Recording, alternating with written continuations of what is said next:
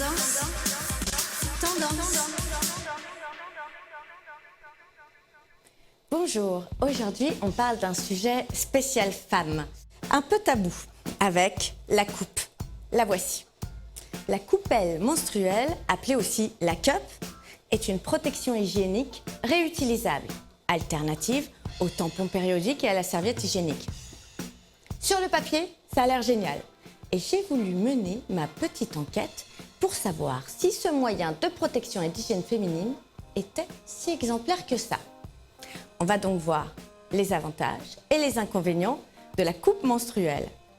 Car les avis ne sont pas unanimes. Les avantages, ils sont tout d'abord économiques.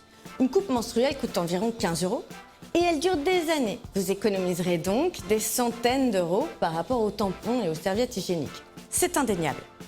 Autre avantage, écologique, évidemment. Puisque vous n'achetez plus tous ces produits, vous ne faites plus de déchets, sans parler des emballages. Économique, écologique, elle est aussi pratique. Elle existe en grande taille ou petite taille, selon votre flux. Parmi ses avantages pratiques, elle ne fait pas d'odeur et elle assure l'absence de fuite. Vous la rincez à l'eau, vous la videz 2 fois par jour, vous l'utilisez les mains propres, bien sûr, et entre 2 cycles, il suffit de la faire bouillir. Et voilà. Beaucoup de femmes l'ont adoptée et en sont ravies. Mais pour un résumé éclairé, voici les avis critiques des détractrices de la cup. D'abord, il y a celles qui n'ont jamais pu l'insérer.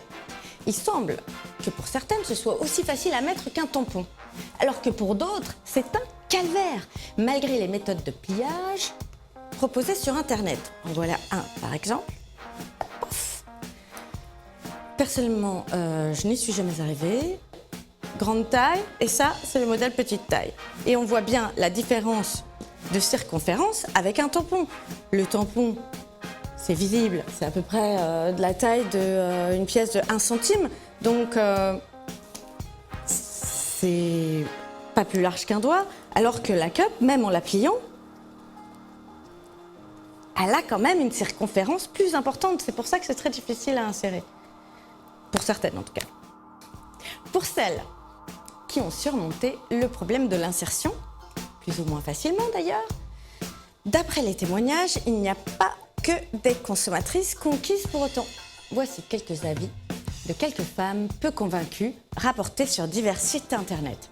Elles reprochent tout d'abord de devoir s'accroupir pour l'insérer ou l'enlever, position peu commode, tout de même, il faut l'avouer. Certaines ont même eu des mésaventures au moment de l'extraction. La cup leur a échappé des mains, entraînant une petite séance de ménage fort désagréable. Et oui, ça rebondit comme une balle de ping-pong. D'autres posent cette question légitime, peut-on réellement rincer une cup pleine de sang dans le lavabo du bureau?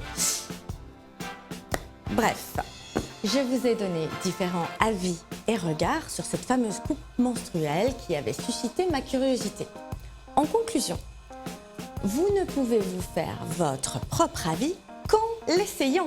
Et si ça marche, c'est super. Sinon, tant pis. Bye bye. Tendance.